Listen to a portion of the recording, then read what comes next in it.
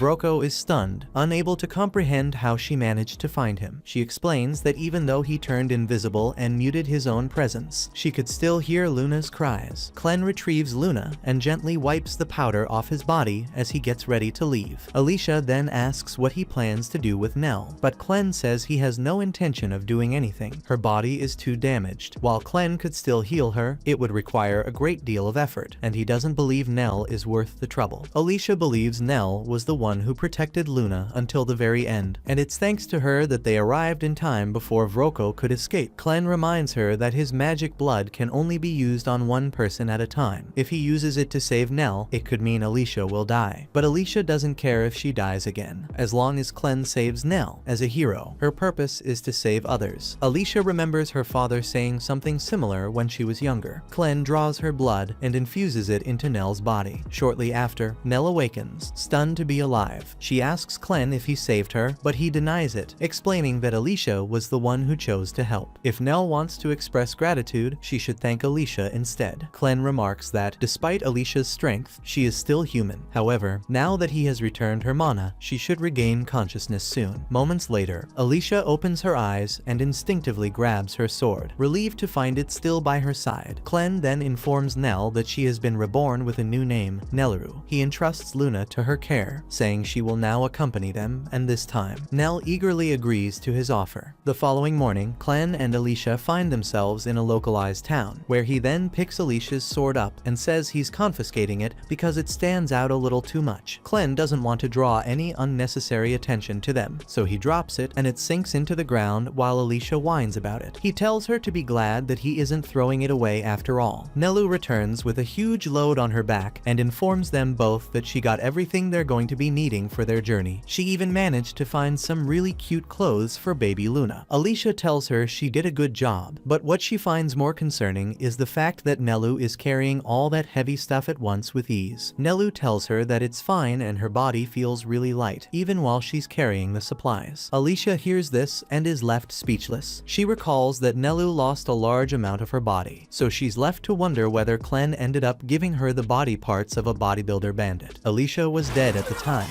so she didn't see how Clem fixed up Nelu's body. At this point, Nelu is in such a good mood that she even offers to carry Alicia's sword and armor. It's so cute that she's just trying her best to be useful. However, Alicia tells her that she unfortunately doesn't even have a sword or any armor anymore. Nelu tells her that's not a big deal because she recalls Vroko once telling her that he keeps all his good swords in his desk. Alicia hears that and immediately gets excited. She knows the exact desk Nelu is referring to. She then turns to ask Clem whether she can keep the sword. Clem realizes that she's basically useless to him without a sword anyway, so he lets her have it. And after that, Alicia happily dashes into the woodhouse in search of the sword. While she searches for the sword, Clem and Nelu go for a walk around the area. Ever since the slaves fled, the entire vicinity has been empty, so Clem asks her whether she's going to miss this place. Turns out that Nelu doesn't really have any good memories of this place at all, even though this is where she lived most of her childhood. Still, seeing the place empty makes her feel kind of sad. If only she could have said goodbye to Carm while she had the chance. Just then, this touching moment is interrupted as a short-haired guy swoops in from above and gets ready to deliver a heavy attack on them. Meanwhile, Alicia is raiding Vroko's office searching for the sword. She really hopes no one came to steal it in the midst of all this chaos. Her day only gets better as she finds a pouch full of money. She immediately puts it in her pocket, but things take a weird turn as she finds a woman's leather armor in his drawer. This makes Alicia shudder in disgust as she wonders whether the old man was just a pervert or whether he just used to put it on for roleplay with his wife. She really hopes that isn't the case, so she puts it on, deciding to take it. Even though she can't die, she can still get hurt, and the armor would help prevent that. She continues to look through his drawer until she finds the sword. She draws it and is instantly impressed at how light and balanced it is. But her moment of joy is cut short as Clem comes flying through the wall. After he sits up, he complains about his tiny body because of how light and fragile it it is. The short-haired guy drops from the roof and is surprised to see that Clem has others with him. Alicia takes one look at him and can tell he's really strong. He walks up to her and attempts a swift forehand kick, but Alicia dodges it just in time. The guy leaps back and commends her for being fast enough to dodge his kick. He then jumps into the air and hits Alicia with several mid-air strikes, with each attack being more powerful than the last. However, Alicia is still able to use her new sword to block every single attack. The guy then leaps back and uses his wind magic to send Alicia flying. Nelu and Alicia gasp as they see her erupting out of the cabin. Alicia hits the floor hard but manages to quickly get back up. It's clear that she's struggling to keep up, so the guy tells her that he's not here for her. He's just here for Luna, so he'll be willing to let her walk away from this if she wants. But from the look of things, Alicia doesn't show any signs of backing down. She needs to calculate her next attack carefully. If this doesn't work, she'll have to resort to her stream splitter technique. Her eyes go plain white as she draws her sword. She then charges towards him and unleashes her hidden rising dragon techniques. But right before she can slash his throat, Clem stops her by manipulating her blood. He punches her in the face and tells her to cut it out, after which he explains that this guy over here likely attacked them due to a misunderstanding. He then draws her attention to his knee. If he hadn't stopped Alicia at the moment he did, that kick alone would have ripped her body apart. That said, the guy openly explains that he attacked them because he noticed that Nelu has the scent of a western troll, but she immediately replies, telling him that's probably because she was swallowed by the monster. That aside, the guy was also told that there was a small man among them who was able to control the monster. Back in the cave when he faced the monster's corpse, its arms and legs were torn off. Clem is clearly the little guy among them, so the guy assumes he's the one that controlled and killed the troll monster. Clem hears his deductions but doesn't give a clear answer yet. Instead, he first tells Nelu to take Luna and wait at the entrance of the village. After she's gone, Clem explains to Alicia that this guy over here is a fellow dark beast. He's taken a human form, but it's clear that he's hiding something else. Alicia hears that and is really surprised, but what surprises her even more is the guy is under the effect of a powerful illusion, which prevents even Clem from seeing his true form. Turns out that there's only one being that can use such powerful illusions, the Zaphthier of Phantasms. Our guy over there is shocked as to how Clem knows all of this. He asks who he is. Clem introduces himself by saying he's a lord of dark beasts taking on a human form just like he is. The guy realizes that they have the same goals in mind, so he decides to reveal his true form. Then he turns into a giant falcon with glowing white eyes. His name is Gart, and he's a servant of Lord Zaphthier, the lord of dark beasts of the west. Now that Gart has given his backstory, he asks Clem to show proof of being a dark beast too, but Clem doesn't want to go through the trouble of transforming his entire body, so he just shows him his tail. That should be enough to convince him. After Gart takes his human form back, Alicia noticeably seems to be frozen in fear, as she realizes that there are two dark beasts that casually look and talk like humans. This makes her wonder whether there are any others apart from Clevites. Was there even a point to all the battles the heroes fought? Clem reads Alicia's mind and tells her to calm down because there aren't that many dark beasts who can take on human form and use human speech. Moreover, the dark beasts usually don't like getting themselves involved with the humans, so they have nothing to worry about. The dark beasts heavily look down on the humans. They even find it kind of embarrassing to speak with them. That fact is why Gart needs an explanation for why Clem is with a hero like Alicia. Heroes are the dark beasts' sworn enemies after all. Clem explains Alicia is a hero, but right now she's his servant. She even has a spell on her that makes her obey no matter what happens. Clem plans on using her as a guide in his attempt to learn the ways of the humans. Nothing more and nothing less. Gart hears this and considers it a rather reasonable explanation, so he accepts it. But then he looks at Clem with a serious gaze in his eyes while he warns him not to get in his way or else he'll kill his servants. Clem tells him he can try if he wants to, but there's no way he's letting that happen. That aside, it's now time for Clem to ask his questions. He previously heard Gart say something about his master thinking about wiping out the entire human race. Clem believes it's quite unlike Zaphthier, especially since he knows Zaphthier is the kind of person who enjoys observing humans for the fun of it. Gart understands her suspicion, so he explains it all started 3 days ago while he was flying through the great western forest. He spotted a pack of dark beasts, but what's odd is the fact one of the pack just randomly vanished. At the time, that was the 9th time a dark beast youngling had vanished for no reason. Most dark beast younglings can't speak, and it's quite common for them to be eaten, so it's very likely that far more of them than he counted have actually vanished. Gart isn't really sure why, but he has a feeling that the humans are behind this. Lord Zavthir came to the same conclusion. That's why he sent Gart into the human world to investigate, and if necessary, they would need to wipe out the entire human race. Klen hears this and is quite surprised that Zavthir came to that conclusion before his master did. However, Klen equally suspects that the humans may be taking a lot more than dark beasts from them. He once had a very weird interaction with Karm where he learned that women in that village weren't allowed to give birth, so whenever anyone did, there were these suspicious guys in robes who came into their village to buy the babies. They spoke about the babies having a talent assigned to them. The lady even once saw Master Vroko with them. Even he seemed afraid of their capabilities. In that village, it's against the law to give birth. Even if you do, your baby will just get sold off for chicken change anyway. So the ladies just try their best not to get pregnant to protect the little pride they have left. Klen considers the fact that there's someone out there buying human babies and someone also kidnapping dark beast younglings. It can't be a coincidence. The ones buying the human babies have to be connected to Vroko somehow. And at the same time, Vroko had a pet troll. Klen presumes the talent they spoke about signifies that there's magic deeply involved in this. Klen asks Alicia whether she has any idea what's going on, but it turns out magic isn't really her strong suit, so she doesn't know anything about it. But to her, it definitely sounds like something they'd do. The wizards, the ones who use magic as a tool for war. Wizards have shown up over the last few years. They entirely changed the ways battles were fought by the ways they use magic to their advantage, and the first person to bring it to the battlefield was General Drell, the Dragon Slayer, the same man who killed Alicia's father. General Drell went up against the army of East Highgate, which was led by a guy named Rod Royce. Rod just received a report that their advanced forces had just been wiped out. He would need at least 50,000 men to stand a chance against Drell's army, but he only had not more than 6,000 men left, meaning their entire force wouldn't even be able to slow them down. But Rod wasn't giving up. He had a plan. His theory was if they can get in from the west gate on the Esland side, then they would be able to seal the gate and fight even with the 6,000 men they have. However, carrying this plan out would require Haydn's cooperation. He already sent messengers about it, but they haven't gotten any response back. He assumes it's because the situation inside the fortress is very chaotic. There are rumors that Clevites destroyed the castle. If that's true, he assumes General Drell is after the royal family's forge. Without it, he won't be able to create any regalia. Mikkel is worried that if they manage to take the forge, they'll be able to produce as many regalia as they want. Rod explains that the Forge of Haydn is the oldest magical artifact, and if magic researchers manage to study it, they could uncover all its secrets, potentially leading to the destruction of every nation. Just then, one of the messengers rides in and informs Rod that the larger East Gate has unexpectedly been opened. At that gate, Drell meets up with Maynard, a freak with literal golden eyes. Maynard tells Drell that he's confirmed the death of the King of Haydn. The crown princess has been kept in a safe place. The only problem now is the king's 6-month-old son. That child is the only one who they're certain has royal blood. Rumors say he was taken by a boy with black hair and is now missing. There's no way they can tell if he's alive or dead, but oddly enough, the Ravens just informed him they found a Haydnian baby and his hair color matches that of the baby they're searching for. He believes it's something worth investigating. General Drell hears this and instructs Maynard to start the investigation and be sure to have brought the baby back by the time he arrives in Hydrat. The next morning, Klen and Nelu are seen together at the edge of a forest. Klen has just been served a strange black liquid and looks a bit suspicious, but Nelu tells him it's just coffee. She explains that making coffee isn't easy. It requires getting the beans from Slada, a region beyond the eastern seas. Nelu also mentions that she added plenty of sugar to his cup, hoping it would lift his spirits. Klen goes in for a sip but immediately burns his lips. The coffee is too hot. Frustrated, he realizes he can't drink hot things anywhere because his human tongue is too thin. Luna also wants to take a sip, but Klen pulls the cup away, warning that he'll burn his tongue if he tries. Setting that aside, Nelu asks Klen where Gart went, saying she hasn't seen him around lately. Klen explains that he returned to his kingdom to report everything he's learned about magic and wizards. Klen reassures Nelu not to worry, Gart isn't suspicious of her anymore. A few moments later, the coffee cools down, so he takes a sip and is quite impressed by how good it tastes. Just then, Alicia walks in, informing them both that she had a talk with the merchants in town. It's just like she thought. Haydn has become a total train wreck. She opens up a map and tells them that the neighboring country of Bolate broke past the border and invaded. Haydn is doing their possible best to fight back, but with their king dead and capital destroyed, Alicia doesn't think there'll be a way to stop them. Eslin previously made an attempt to stop them at the border, but turns out that didn't work. Clem is confused as to why Eslin would want to stop them in the first place. Hearing that, Alicia explains that Eslin and Bolate have been at war for ages, but when it comes to magic, Eslin is the weaker side,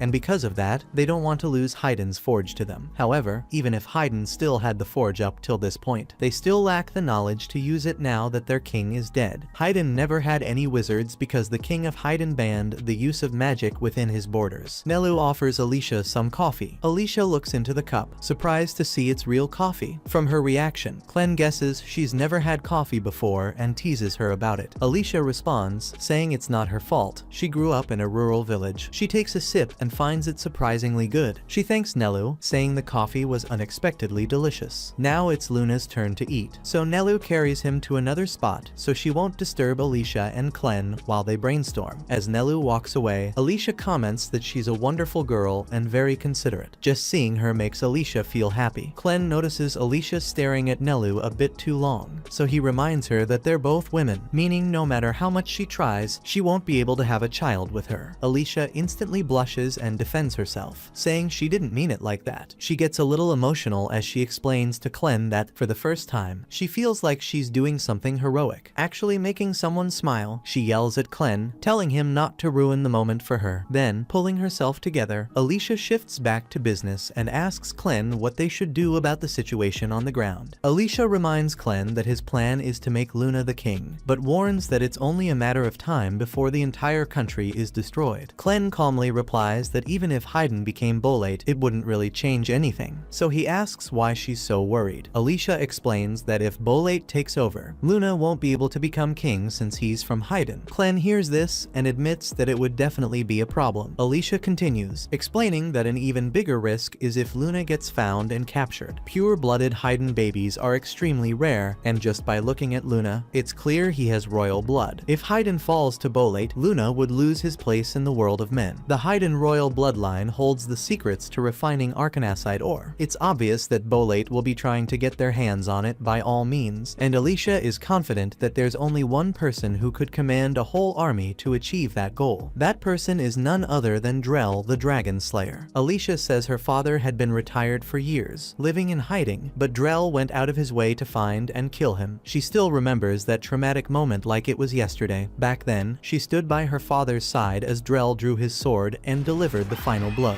Once it was done, Drell had no beef with Alicia, so he simply walked away, overwhelmed by emotion. Alicia was about to charge at Drell, but her father, using the last of his strength, grabbed her hand and warned her not to fight Drell. She'd only end up dead. His final words were that she would become a great hero someday. Then he collapsed to the ground, lifeless. Alicia could do nothing but cry and scream in grief. Back in the present, Alicia tells Clem that if he really wants Luna to live in a world of men, he'll have to drive off the Bolate army and protect Haydn. Clem hears this and says it's a real pain in the neck to have to protect something he'd already decided he would destroy someday. Since Clem is heading out, Alicia wants to go too, but he tells her to stay behind and protect Luna and Nelu. His main reason is that he doesn't want anyone to find out that he, a lord of dark beasts, is working with a human. He can't afford to risk his reputation, so if he's going, he needs a solid reason. Clem figures that if Drell and the other wizards are secretly kidnapping dark beast children, it would make perfect sense for him to confront them. And while he's at it, he also plans to test how strong the wizards really are. Clem knows that Alicia is eager to avenge her father's death, but he tells her to just chill out because she has no role to play here. After all, she promised her dad not to fight Drell under any circumstances. In fact, before her father died, he told her, war goes against the path of the hero, but deep down, Alicia doesn't even see herself as worthy of being called a hero. She sees herself as nothing more than a walking corpse, kept alive by Clem's dark ichor, so she feels it would be reasonable for her to want revenge for her father. However, Clem replies by asking her a simple question: is it up to you to decide whether you're a hero or not? Clem doesn't believe that things such as carrying a sword around or even killing dark beasts instantly makes you a hero. That said, he asks Alicia why she decided to become a hero in the first place. Alicia Alicia explains that she became a hero because she wanted to make the world a bigger and better place. Clem hears that and tells Alicia that ever since she met Nelu, her world has already become bigger and better. Alicia hears that and stares at Clem in surprise. He never told Alicia to stop being a hero, but if she wants to give up after everything she's done, he honestly couldn't care less. With that, Clem turns and starts walking toward the forest to confront Drell and the wizards. But before he gets far, Alicia stands up and tells him to be careful out there. He looks at her and lights up his horn, saying he'll be just fine. Clem transforms and takes off, creating a powerful gust of wind that nearly sweeps Luna away, but Nelu catches him just in time. She asks Alicia where Clem went, and Alicia replies that he'll be back soon, whether they want him to or not. Meanwhile, things aren't looking so good for Haydn, as their second fortress has just been destroyed by Drell and his army. Rod observes from a distance and is shocked to see that the second fortress wall fell so easily. Mikkel asks him what their next course of action should be, but Rod doesn't say anything. He just starts to ride ahead with his horse. Mikkel follows behind and informs Rod that Drell's army has crossed the border without permission. At the speed they're moving, he's sure they'll reach Hydrat before reinforcements can arrive. But despite the odds, Rod says they still have to try to stop them. He draws their attention to a very wide and shallow river coming up ahead. His plan is to use that crossing to cut the enemy off. At the same time, Alicia and Nelu are walking through the deserted town when they spot one of the surviving bandits getting his butt kicked by the townspeople. Nelu instantly clings to Alicia because she still has some traumatic memories of her past encounters with them. The two of them decide to take a nearby alley to avoid drawing any attention. Just before Alicia and Nelu slip away, the surviving bandit spots Alicia and tells the men beating him that she's the one who unleashed the octopus on their fortress. But when they turn to look, no one's there, so they continue beating him. That same day, the townspeople ended up hanging 9 bandits. Because of that, rumors started to spread. Maybe the story about the giant octopus in the Elba shaft was actually true. And with Clevites attacking Haydn and the Bolade army on the move, things are looking bad. Still, no matter what happens, their top priority is to protect the town at all costs. They plan to arm anyone who can carry a weapon, from the oldest to the youngest. Meanwhile, in front of an inn, Alicia looks back and can tell that everyone in town is on edge, just as she expected. She then calls Nelu's attention and asks her to refer to her by name only and not as hero when they're in public. For now, she thinks it's best to keep her status hidden. After that, they enter a shady-looking inn, and as soon as they step inside, 2 men start questioning Alicia. That's when their mother walks in and tells them to shut up before they wake the baby with all the noise. The 2 dimwits are Phil and Pete. Their mom lashes out at them with some hot insults for treating a customer so poorly, but they point out that Alicia has an eye patch and a sword, which makes her look a bit suspicious. The woman introduces herself as Kari, the owner of the establishment. Just by looking at Luna, Kari can tell he's a pure-blooded Hydanian because of his light pink hair and pointy ears. She asks what they want. Alicia quickly replies that she and Nelu are guards serving an important person, and they're currently protecting the child. Kari hears their story and decides to believe it, assuming the important person they mentioned is someone who fled from Hydrat or something along those lines. Kari honestly doesn't care what their goal is, she just wants them to spend some money at her inn. Alicia says she wants to book a room with a bed safe enough for a child, along with some food. Kari tells her that payment is usually made up front and it'll cost 2 silvers per night, with a minimum stay of 2 nights. Alicia hands over 4 silvers, and once the payment is made, Kari tells them their room is upstairs. Before they head to the room, Kari tells her 2 sons to help Nelu with her luggage, but Nelu insists she can carry it herself. Still, they insist on helping, and the moment Nelu lets go of the luggage, one of them struggles to hold it up because it's way too heavy for him. Phil and Pete help carry their things into the room, and Alicia is honestly quite satisfied with the decor. Before leaving, Kari tells them to just call her if they need anything. With that settled, Alicia and Nelu decide to put Luna to bed, but what they don't know is that Maynard has been watching them through the eyes of his insect minions. Now that he's confirmed Luna's location, he sends out a swarm of insects to capture the child. Meanwhile, Alicia stands by the window, wondering if Clevites has reached the battlefield. She then goes to check on Luna and asks Nelu if he's still asleep. Nelu replies that he'll wake up soon and shows Alicia his mouth. Alicia lights up with joy when she sees he's just gotten his first tooth. At that moment, Kari enters the room and lets them know their meal is ready downstairs. Alicia steps out and Kari points her to where the food is, so she heads over to it. On her way there, she overhears some drunk men say they heard the king of Haydn failed to kill Clevites and ended up getting killed by him. The men feel the hero heroes weren't doing anything to prevent the king's death. They feel that people these days only want to become heroes because they want the king's regalia. As Alicia goes to pick up her food, she hears every single opinion the citizens have about the heroes. Each insult thrown at her pierces her heart like a dagger, but she has no choice but to endure it. Suddenly, her eyes widen in shock as she senses the presence of a dark beast. That's when a red ball comes flying through the window. Everyone panics, so Pete tries to touch it, but he is instantly flung across the inn as it transforms into a huge centipede. At that moment, Maynard appears at the door and explains that these are bugs from the lands of the dark beasts. He warns everyone not to move too much. If they startle the creature, it'll attack them regardless of his commands. Alicia quickly realizes how bad the situation is and instinctively reaches for her sword, only to remember she left it in her room. Just then, one of the terrified customers panics and jumps out the window to escape. Outside, the man is immediately snatched up by one of the bugs waiting nearby. Turns out there are thousands of them out there. He's lifted into the air and the swarm devours him as a late-night snack. Maynard casually informs everyone about the swarm in case anyone else was thinking of escaping. He also reveals that he had the bugs surround the entire town, making sure no one can get out. Maynard realizes he hasn't given them a proper introduction. He bows while informing them that he's the highest wizard of General Drell's army, and his main reason for barging in like this is to see whether there's a pure-blooded Hydanian baby here or not. Things only get worse as Alicia hears Nelu scream, followed by Luna's cries. Naya, another one of Drell's wizards, had already reached them. Her orders were to come here and apprehend Luna by any means necessary. Nelu is still pinned to the wall by Naya's magic and wonders how Naya even managed to get up here since they're on the second floor. Naya calmly replies that she used her magic axe to fly up. She explains that her power lets her control gravity and also attract or repel anything made of iron. To prove it, she grabs the handle of her axe and flies into the ceiling using her repelling magic. She drops back down and says this power came from a mystic turtle with an iron shell that lives in the east. Even if you strike its shell with a steel sword, the blade will just stick to it and never come off. And if you try using a stone spear, the iron shell will just repel it. Fighting that turtle is a real nightmare. Naya then steps in front of Luna and pulls out what looks like harmless candy, but she explains it's actually mystic medicine that reveals a person's talent. If someone has magic talent, their eyes will change to a distinct color, but if they don't, they'll cough up blood and die. She tries to force it into Luna's mouth, but he struggles to resist. Naya tells him not to fight it so much because the pain won't last long. However, taking the pill means Luna will only survive if royal blood is found in his veins, otherwise he'll die. At this horrific sight, Nelu screams at the top of her lungs, catching Alicia's attention. Alicia immediately runs upstairs to help, but Maynard blocks her path by sending his centipede to stop her. Maynard isn't sure who she is, but since she's protecting the Hydanian baby, he decides she has to be eliminated. Meanwhile, Naya is still trying to force the pill into Luna's mouth, but he refuses to give in. Nelu struggles to break free from the iron restraints, but Naya tells her it's pointless since her iron can stop a charging bull. Hearing that, Nelu gets an adrenaline rush and smashes through the iron restraints, sending them flying through the wall. Maynard hears the loud crash upstairs and wonders if everything is still going as planned, until he sees a shocking sight. Alicia is now standing on top of the centipede, holding its horns and declaring she's not going down so easily. Maynard smirks, saying things just got interesting. With a swift motion, Alicia lands a powerful kick on the centipede, sending it crashing down. That single strike makes Maynard instantly recognize her as a hero. She then rushes upstairs to check on Nelu, but by the time she arrives, Naya is already unconscious on the floor. Luna is safe, and a huge hole gapes in the wall. Alicia asks if Naya was the one who made the hole in the wall, but Nelu explains that all she did was push the bed frames as hard as she could, and the next thing she knew, it looked like this. Alicia is shocked to hear Nelu made such a huge hole, but setting that aside, she tells Nelu they need to leave right away. With all these mages after Luna, they have to protect him until Clem returns. Alicia says to forget their belongings, she only needs her sword. The moment she picks it up, several bugs start surrounding them. Alicia tells Nelu not to worry because she'll handle it, but in order to escape, she asks Nelu to trust her and jump with her. Nelu doesn't have much choice, so she jumps, and as they fall, Alicia unsheathes her sword and slices all the surrounding bugs. Afterward, they run through the alley while the remaining bugs chase after them. Naya regains consciousness and doesn't want them to get away, so as a last-ditch effort, she throws her magic axe at them, but it ends up hitting one of the bugs instead. Realizing she can't get past all these bugs. She decides she'll need Maynard's help to chase them down. Still, Naya can't stop wondering how Nelu was able to break the iron bed barrier with her bare hands. Meanwhile, Alicia believes the bugs won't chase them much farther, since they were probably ordered to surround the inn only. With that in mind, they head into the forest, hoping to make it out of town, but they stop in shock when they see a wall of bugs waiting ahead. Alicia realizes she was naive to think escaping would be so easy. She can't use her dragonfly techniques too many times, so she knows she can't kill them all. In this situation, Nelu asks what they should do, and Alicia replies that the only option is to hide. Luna's safety comes first, so they decide to hide her somewhere the bugs can't reach. They then run in the opposite direction of the swarm. Back at the inn, Naya comes downstairs and apologizes to Maynard for letting them escape. Maynard asks if she at least tested Luna for magic powers, but Naya explains she couldn't because she was stopped by a woman with incredible strength. Maynard doesn't put all the blame on Naya. He also underestimated them. He recognizes Alicia as one of the 13 great heroes. He even recalls being present when General Drell fought and killed her father, so he's certain of it. The hostages overhear and are shocked to learn a hero had been among them all along. Maynard starts feeling excited, because if Alicia is a hero, it wouldn't make sense for her to be traveling with just a normal baby. That means the baby they saw today must be the one with Hydnian blood. Maynard bursts into a wild, insane laughter, saying that torturing them is going to be so much fun. Everyone, including Naya, just stares at him in confusion. After a moment, Maynard calms down and announces that he's going to gather all the townspeople in the main square. Soon, everyone is outside, and the citizens are filled with questions. They can't understand why the Bolate soldiers want them all gathered here. They point out to Maynard that there are only 4 soldiers, while they have an entire town district that could fight back. The citizens are confident they could resist if it came to a fight, but before anything happens, they want to know what Maynard's actual plans for their country are. Maynard becomes excited when he hears how bold they still are. Even so, he decides to respect their request and explain. He begins by saying that none of this would be happening if their king hadn't died in a reckless gamble. Maynard knows the citizens probably see the Bolade soldiers as an invading army, but he insists that isn't true. According to him, they've traveled here to protect the people and their lands. He explains that the Lord of Dark Beasts attacked this nation's capital, and if he comes back, the entire land will fall to the beast's power. Haydn's forces can't stop this threat, which is why Maynard and the other wizards were sent here to do everything they can to protect the human world. He assures them they're not here to steal anything from them. However, the citizens remain unconvinced. They're still surrounded by swarms of flesh-eating bugs, and those same bugs have already killed one of their people. Maynard admits the bugs did kill someone, but calls it an unfortunate accident. This casual remark enrages the citizens, but before tensions rise further, Maynard interrupts. He explains that they followed someone very dangerous to this place. He says, "This person is considered a traitor to Haydn and an enemy to all mankind. For now, she is only being hunted using the insects, so they can't blame him if one of their people was accidentally caught in the crossfire." Still doubtful, the citizens ask who this so-called dangerous criminal is. They suspect she's only a threat to Maynard, not to them, but Maynard insists she is their enemy too. With a twisted look in his eye, he reveals her name, Alicia Glenfall, the one he claims is responsible for all their pain and suffering. Maynard urges them to join forces with him to hunt her down and destroy her. Meanwhile, General Drell and his army are crossing the Hydn River when he suddenly senses another presence nearby and signals his soldiers to stop. He then calls out, ordering the hidden person to show themselves, immediately warning that if they don't, he'll come and find them himself. A bright red aura flares around Drell as he senses someone approaching. Suddenly, Commander Rod appears out of nowhere. He draws his spear and uses his regalia's frost flower technique, freezing the river the instant his blade touches the water. Drell's soldiers, now trapped knee-deep in solid ice, panic and struggle to move, but Drell himself remains completely calm. The Eslan army charges toward them, confident they now hold the upper hand. Mikkel follows close behind Rod, urging his men not to waste this golden opportunity. Drell can't figure out how Rod's soldiers and horses can run so smoothly on the ice, until Rod explains that they're all wearing cleats. Drell's troops have no such gear, making it hard for them to even stay on their feet. Rod believes that with this advantage, his 6,000 soldiers can easily defeat Drell's 50,000. As the battle rages, Rod's army cuts through wave after wave of enemy soldiers in smooth, coordinated strikes. Drell watches and can't help but be impressed by Rod's leadership. He tells Rod that the Frost Flower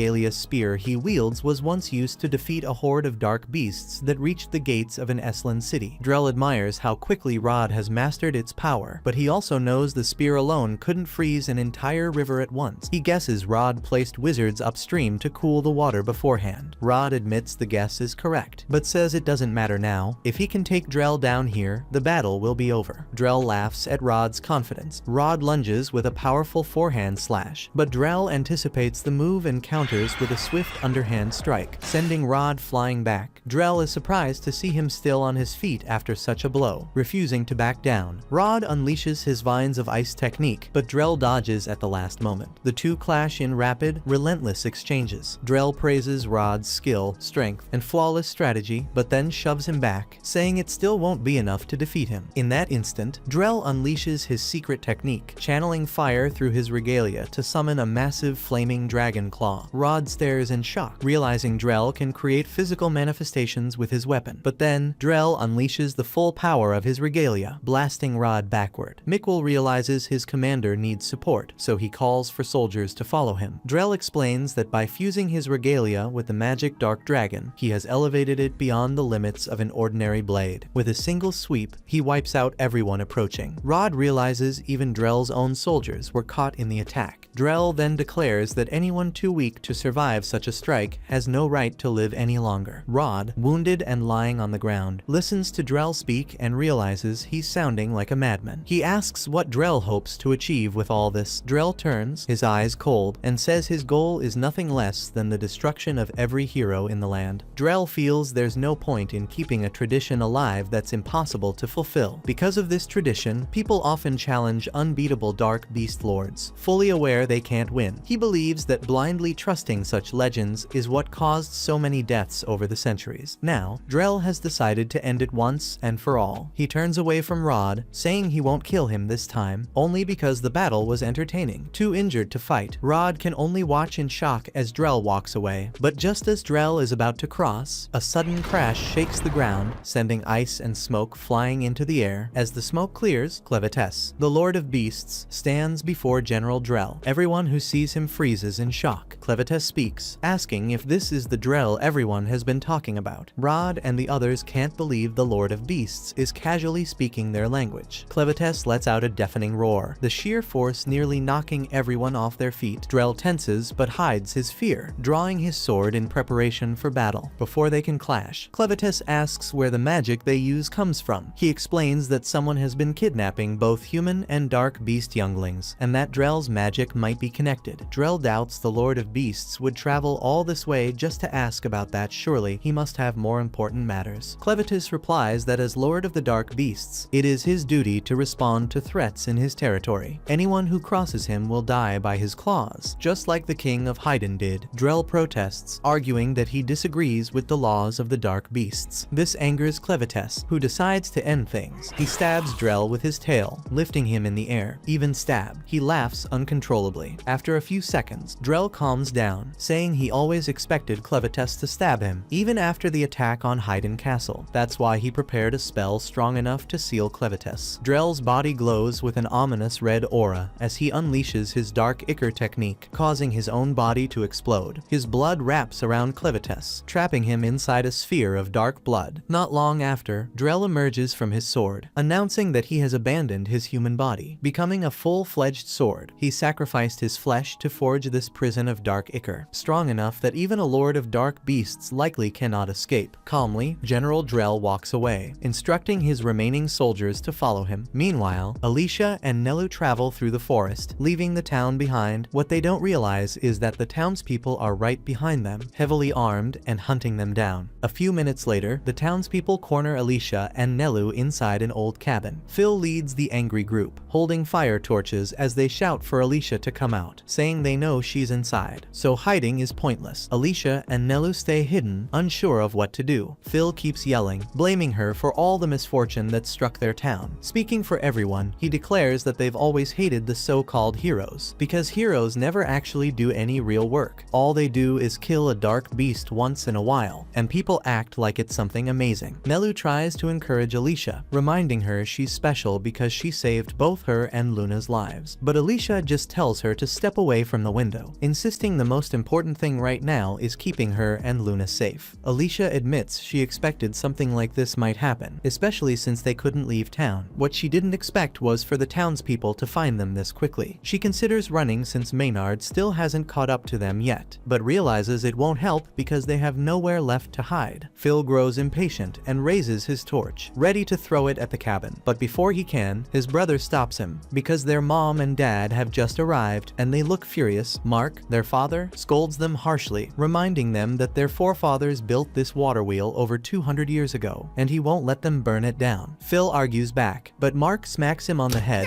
and tells him to shut up, saying he shouldn't be so quick to believe whatever two outsiders told him. Mark admits he doesn't trust Maynard or Naya, which is why he has two strong men watching over them to make sure they don't cause any trouble. Mark brushes past Phil and tells him to step aside and let him handle this. He walks up to the front of the cabin and calls out to Alicia, saying he just wants to ask her something. He promises no one inside will be harmed until they're done talking. He only wants to speak with her, so he asks her to come out. Alicia realizes she has no choice but to accept, so she tells Nelu to stay inside and look after Luna. Then she steps outside. The first thing Mark notices is that she doesn't have her regalia sword. He assumes she must have sold it for some quick cash, but Alicia explains she actually lost it in her fight with Clevites. Hearing this, Mark strikes at her pride, pointing out that she fought Clevites and lost. Alicia sighs, admitting that Clevites completely defeated them. She says she would understand if everyone hated her for failing like this. As she begins to apologize, Mark interrupts. He tells her it's not a problem, however. If she had sold her regalia and run away, then he definitely would have killed her. But since she had already fought and lost, he had no complaints. Phil and the others were surprised at the decision their father had made. Alicia, on the other hand, was left speechless when she realized they didn't hate her after all. After that, Mark went on to explain to Alicia that before the king died, he had sent her away because it was part of their tradition. Then, looking at her with a serious expression, Mark asked whether continuing to follow that tradition would still be truly worth it, considering the heavy price they had all paid. When the next king is chosen, should the citizens really support him or not? Mark reminded Alicia that her party of heroes was the only one in history to reach the Lord of Dark Beasts within the last 1,000 years. He believed she must have seen what lay beyond the Luna Mountain, so he asked her again if it was worth it. Alicia thought back to her battle with Clevites. She remembered that after her limbs were severed and she was hurled into the air, she had glimpsed the edge of the world for just a second. To her surprise, there was no end at all. The horizon stretched on endlessly. So, to answer Mark's question, she fixed her expression and said firmly that it was definitely worth it. She admitted she wasn't sure if she had the right to say this since she had failed, but she explained that there are things people will never learn as long as their world stays small. Some things can only be gained by having the courage to take a leap. She said she had learned this from Clem, who was arrogant and treated her like a dish rag. Yet despite all that, she was grateful to him. If she hadn't met him, her world would have ended without ever expanding. Alicia's emotions took over as she shouted, declaring that there was meaning in making the world bigger and better, for the sake of the noble heroes who died in their attempt. She would never allow anyone to say otherwise. Mark and the others were clearly impressed by Alicia's passionate words. Mark then explains that the one thing the former king hadn't messed up was his choice of heroes. He told Alicia she was free to leave, adding that he would calm down the younger ones behind. As he walked away, he said their next king needed to be alive to give it his all. After all, Alicia was stunned by those words and wondered if Mark already knew about Luna's lineage. He divided the citizens into two groups, saying one half would have to deal with the wall of bugs while he and the others handled the soldiers. But before he could leave, a massive bug monster blocked his path and stabbed him in the chest with its sharp tail. The bug was being piloted by Maynard, who wore a devious grin. He mocked Mark, saying that was the price for letting Alicia go without his permission. Seeing this, Alicia drew her sword and charged at Maynard, calling him a bastard. But Maynard only smirked, saying she shouldn't be surprised. Mark had it coming for ruining his game. When Alicia demanded to know what game he meant, Maynard replied that he was talking about the game where he got to watch Alicia be killed by the people of Haydn. That statement pissed her off, so she unleashed her rising dragon technique and cut down the giant bug in a single strike. Maynard leapt off the bug with a smirk still on his face, asking her why she hadn't at least given him a warning before doing that. After that, Alicia shouted a warning to the other citizens, urging them to get inside the building quickly because the swarm of bugs was on its way. Just as she said, a cloud of insects came flying toward them. But luckily, everyone including the injured Mark managed to reach safety in time. However, as Nelu watched the door close, she glanced out the window and saw that Alicia was still outside, using every ounce of her strength to fight off the bugs alone. Fortunately, she managed to defeat the first swarm, and Maynard couldn't help but be impressed. Still, he said this was exactly what he expected from a hero like her, standing alone and fighting no matter the odds. The only question was how long she could keep going. Just then, Alicia collapsed to the ground in pain, and at that moment Maynard casually remarked that he had forgotten to mention something. The bugs were poisonous all along. He explained that if you let the big ones distract you, then the smaller ones would poison you before you even noticed. Maynard went on to say he couldn't control every bug in the area, from the bees in the air to the ants on the ground, but the most terrifying of them all was the special breed of spider whose venom could destroy human blood itself. Alicia suddenly felt something crawling on the back of her neck, but before she could crush it with her hand, the spider bit her. Maynard explained that the poison it carried was so strong, it could melt smaller living creatures from the inside out. As Alicia struggled to breathe,